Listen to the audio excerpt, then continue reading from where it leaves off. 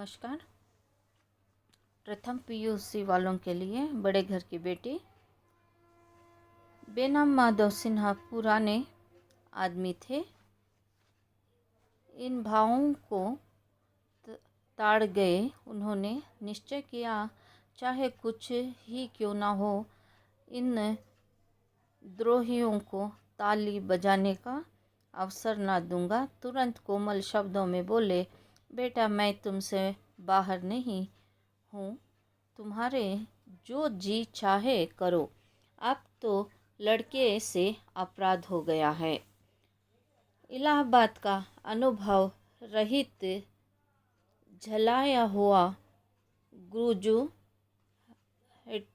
Graduate यहाँ पर इलाहाबाद का अनुभव रहित झलाया हुआ ग्रेजुएट इस बात को ना समझ सका। उसे डिबेटिंग क्लब में अपनी बात पर अड़ने की आदत थी। इन हाथखंडों की उसे क्यों खबर।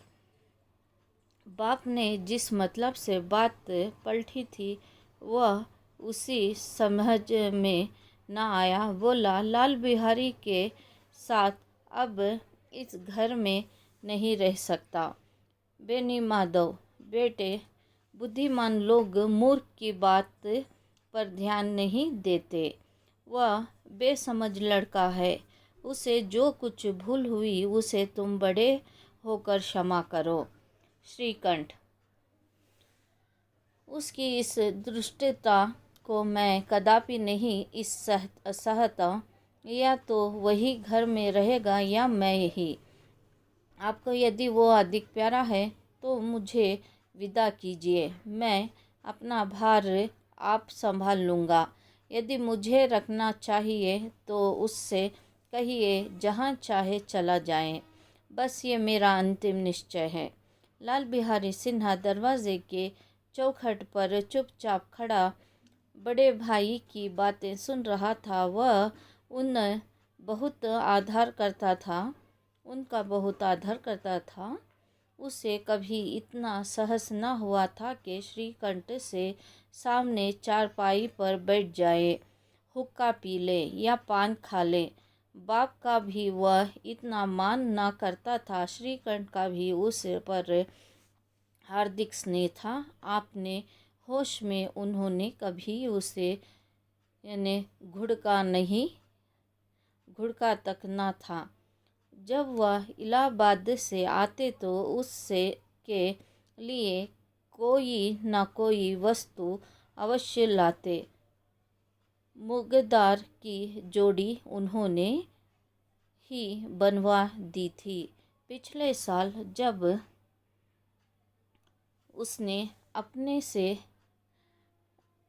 डयोड जनवान को नागपंचमी के दिन दंगल में पछाड़ा दिया तो उन्होंने पुलकित होकर अखाड़े में ही जाकर उसे गले से लगा लिया था। 5 रुपए का पैसे लुटाए थे।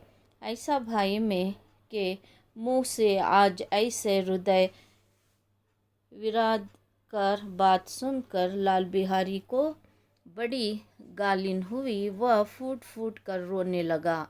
इसमें संदेह नहीं कि आपने किए पर पछता रहा है। भाई के आने से एक दिन पहले से उसकी छाती धड़कती थी कि देखूं भैया क्या कहते हैं, मैं उनका सम्मुख कैसे जाऊंगा, उनसे कैसे बोलूँगा, मेरी आंखें उनके सामने कैसे उठेगी।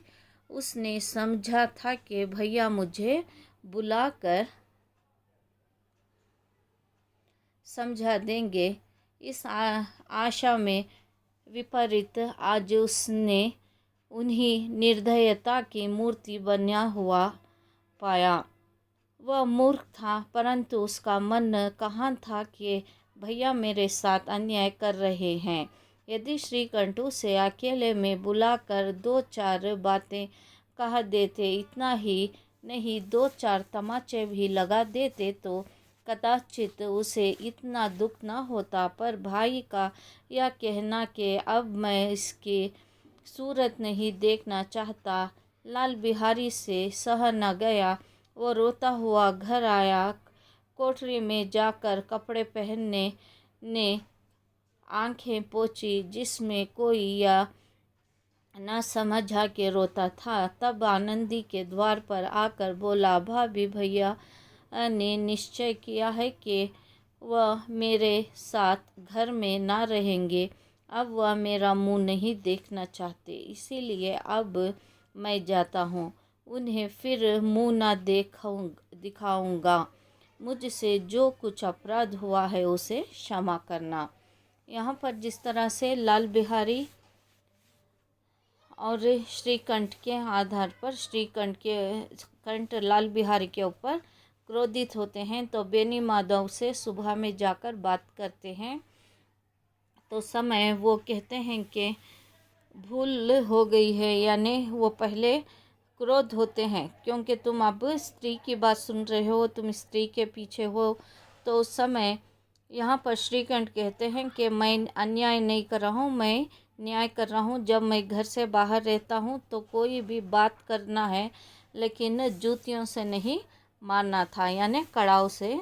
तो उस समय ये बातें, हाँ, उससे गलती हो गई। उस समय श्रीकंठ कहते हैं कि जिस तरह से यहाँ पर बहुत से परिवारों को, घर परिवारों को मैंने संभाला है और बचाया है, क्यों, यानी जिस तरह से घर परिवार ना टूटे। अगर घर में व्यक्तियाँ बिछड़ते हैं तो संसार बिछड़ता है। संसार से राज्य, यानी जिस तरह से राज्य से सारा दुनिया बदल जाती है। इसी कारण आज भी गांव में मेरे लिए बहुत से पुरुष मुझसे प्रेम करते हैं, पर कुछ स्त्रियां मुझसे ईर्ष्या करती है। पर आज मेरे ही घर में इस तरह का कारण होने के कारण अब मैं अपनी पत्नी के साथ ये घर छोड़कर चला जाऊंगा, क्योंकि आपको दोनों में से किसी एक पर निश्चय न्याय कीजिए। या आपको लाल बिहारी प्रेम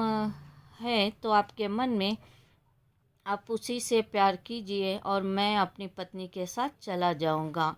तो उस समय ये कहते हैं कि बहुत सा जब क्रोध होते हैं तो उस समय कोई एक व्यक्ति शांति स्वभाव में आ जाता है। तो यहाँ पर बेनी माधव कहते हैं, तुम पढ़े लिखे हो, अक्ल वाले हो, तुम ही अपने छोटे भाई को क्षमा करो। उस समय वो कहते हैं कि मैं उसे मेरा भाई नहीं मानता और उसकी सूरत भी देखना नहीं चाहता।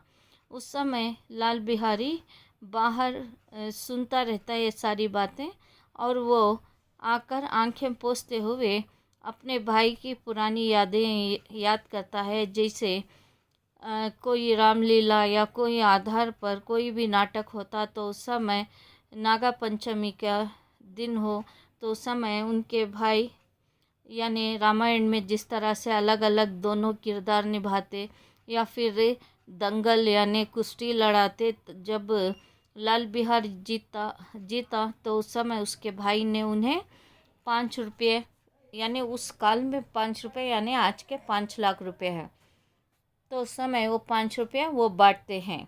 तो खुशी के मारे ये सारी बातें उसको याद आती हैं।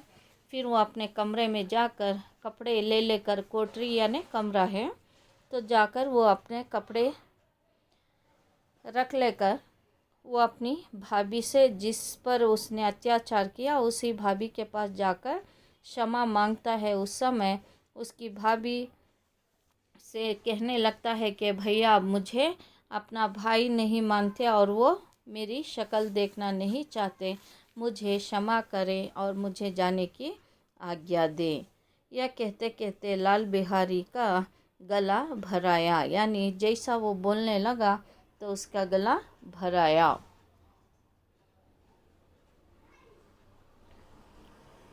अब यहाँ पर 4वां भाग।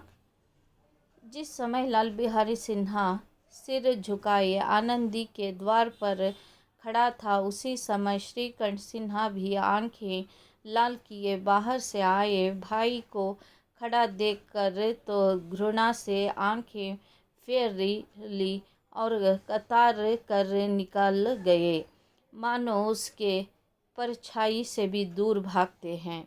यहाँ पर जैसे श्रीकंठ अंदर आते हैं तो लाल बिहारी को देखते हैं।